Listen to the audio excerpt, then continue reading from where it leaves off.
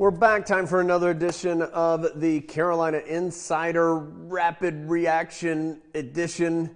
First time since January 23rd that we've been able to bring you a rapid reaction post-game video podcast. I'm Jones. That's Adam. Unfortunately, no CB McGrath tonight with the, I know, see ya. Yeah, you're not the only one, Adam, with the late change in the schedule. Plus CB was still out shopping for those sweater vests, so he couldn't be with us tonight.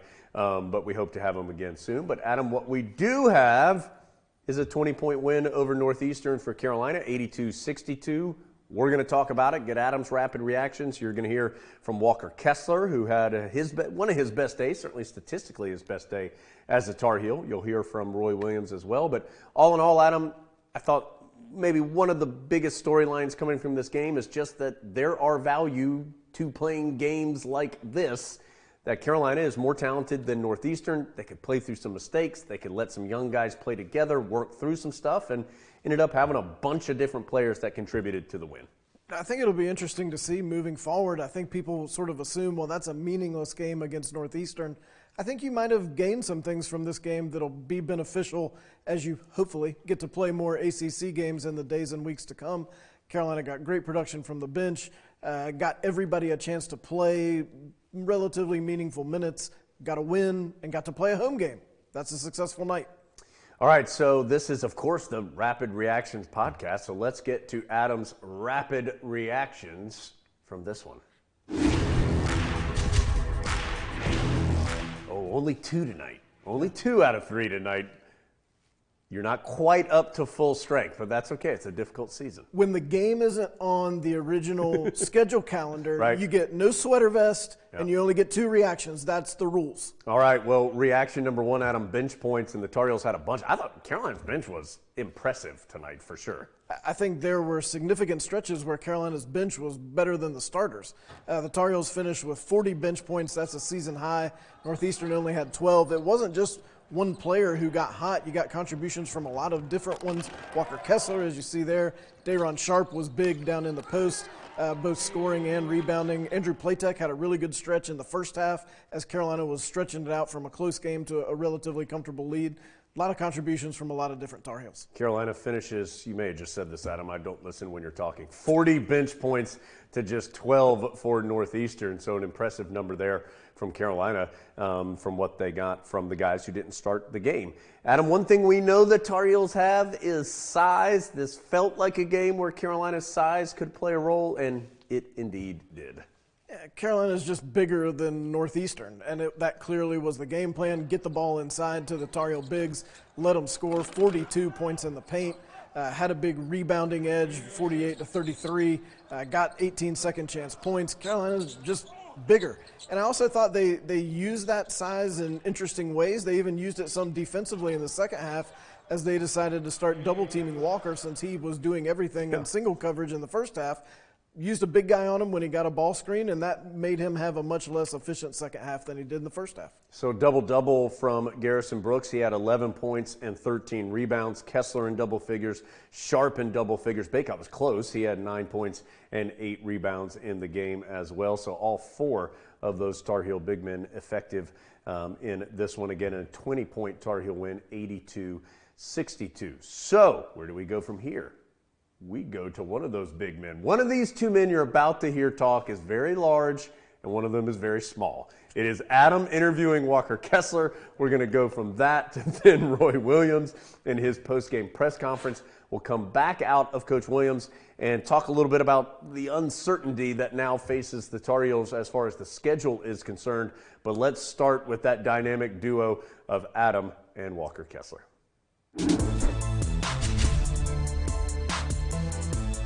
Joined now by Walker Kessler just outside the Carolina locker room.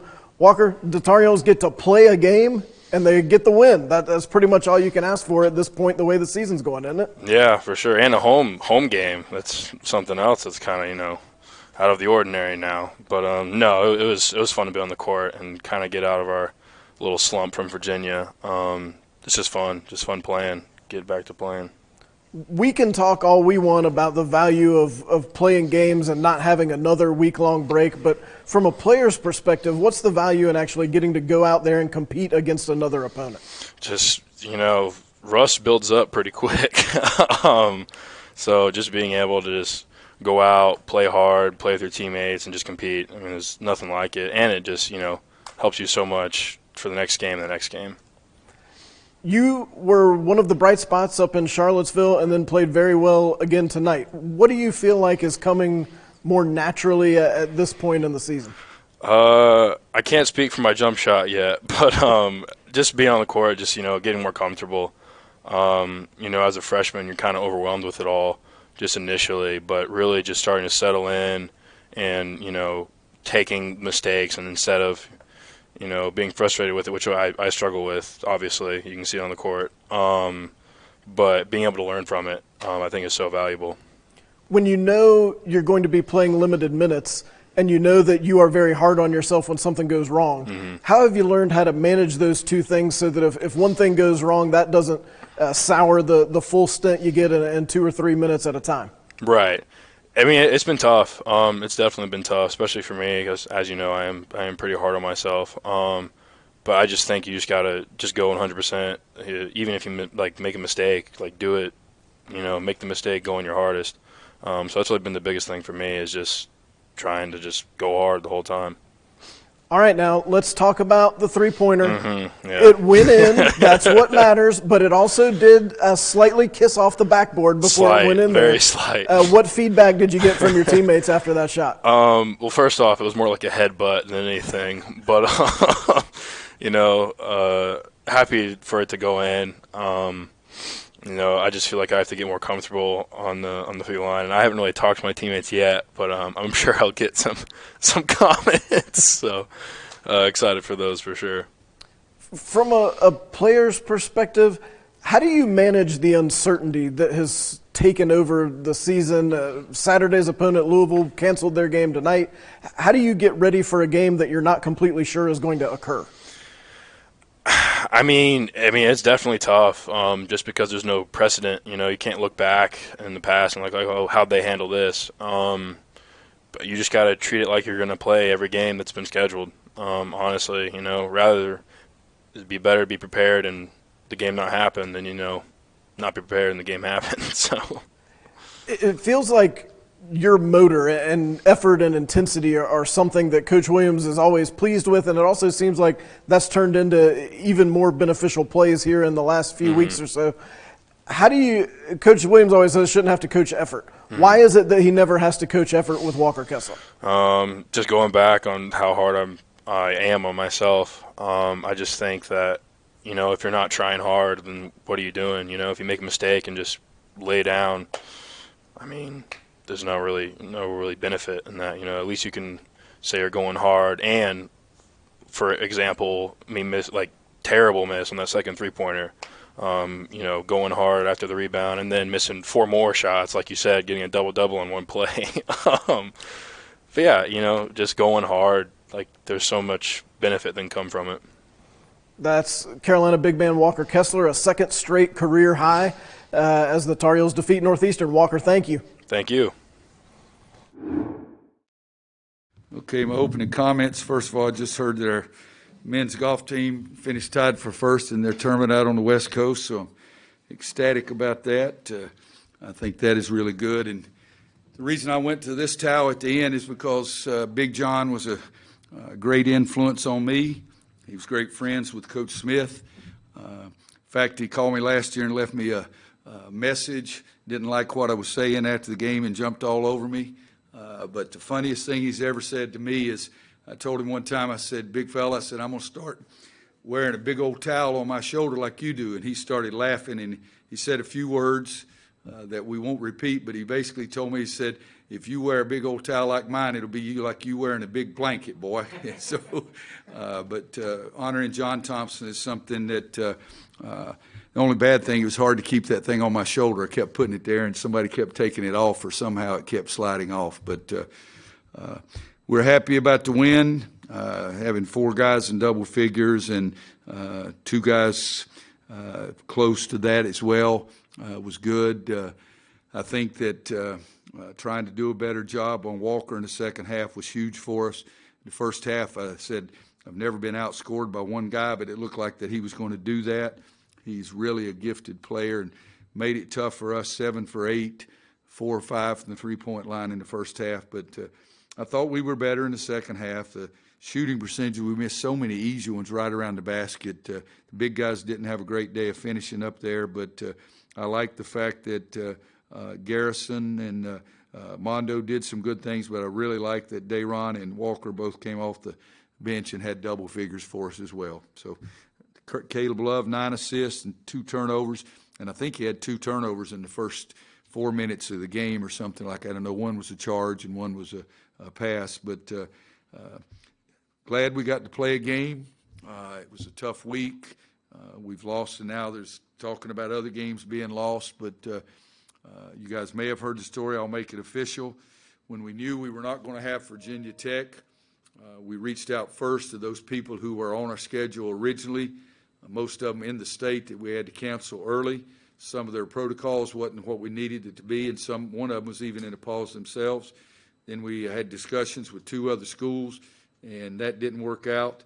And so Clint put it out on tweet or twit, whatever it was, and we got some responses there. And Northeastern, they had one of the schools that reached out, and Clint Gwaltney, our assistant AD in charge of basketball, called them, and I thought it was a good thing for us. I didn't realize how good Walton was. He reminds me of Likes at Miami, and that he's always been really difficult for us. But I hope that Billy thinks his team got something out of it, and we did. When I was in Little League, if we had 15 games, I wanted to play 15. If one got rained out, I wanted to be rescheduled.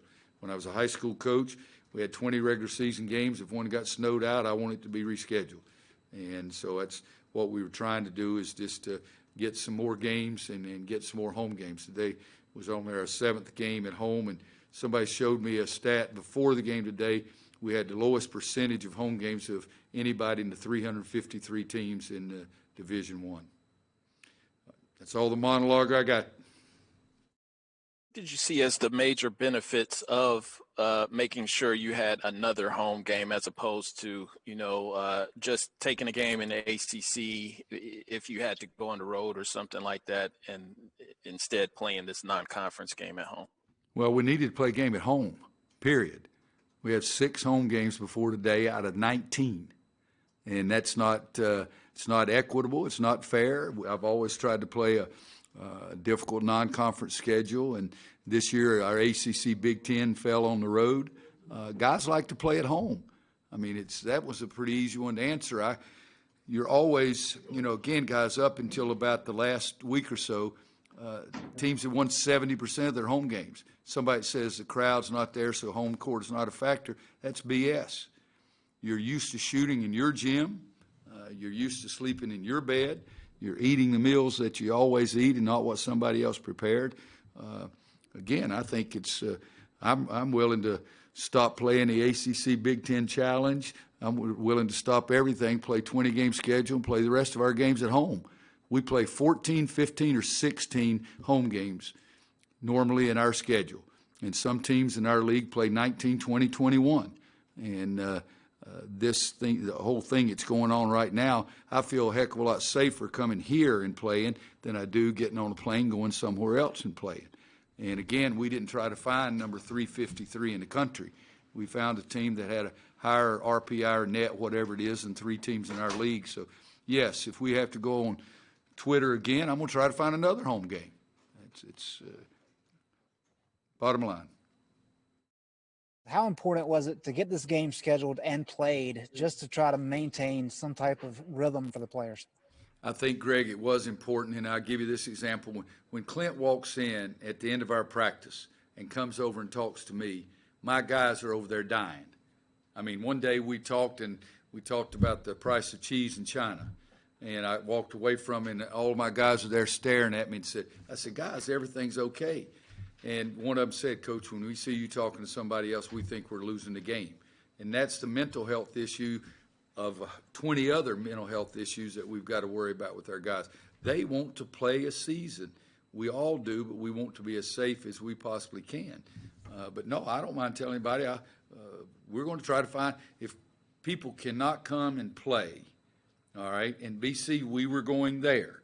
But a few weeks back, it looked like our schedule was going to be 10 road games and 7 home games. And since that time, we've lost 2 more home games. So come on now.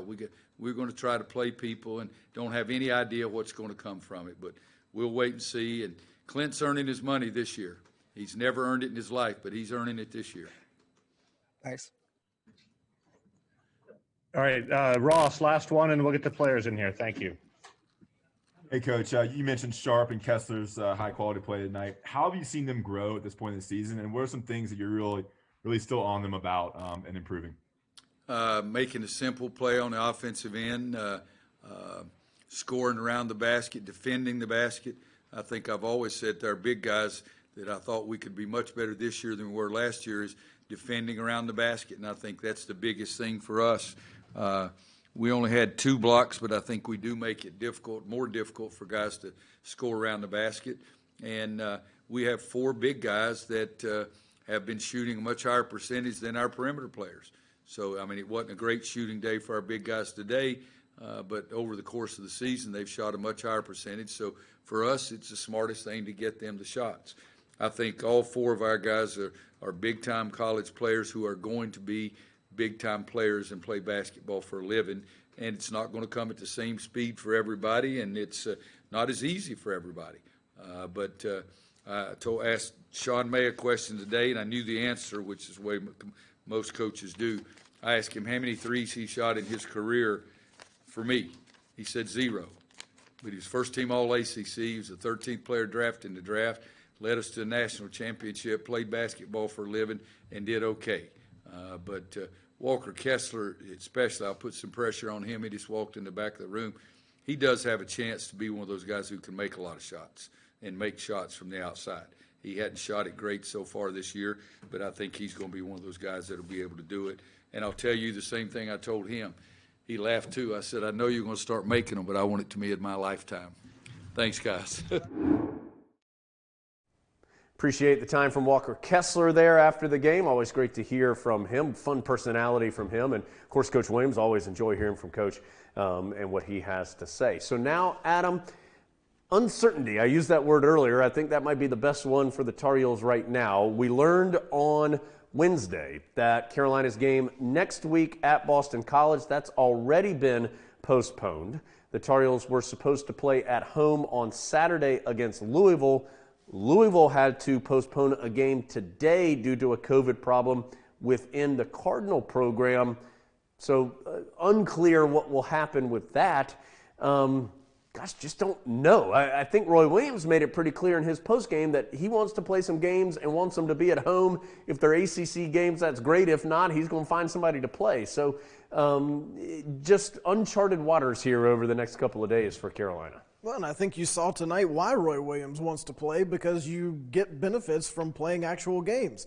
Hopefully the Tar Heels will know in the hours to come, hopefully it doesn't take days, if they're going to face Louisville on Saturday, and they'll have time, if they don't play Louisville, to get a game together. There's 4 of us in here, so we only need 1 more, and we'd have enough to take on the Tar Heels. At this point, I think Roy Williams would take pretty much anybody, but Carolina needs that game against Louisville because that's an important opportunity for a good win that Carolina really needs on the NCAA tournament resume at this point in time. You're guarding Kessler when that game comes to fruition here coming up soon.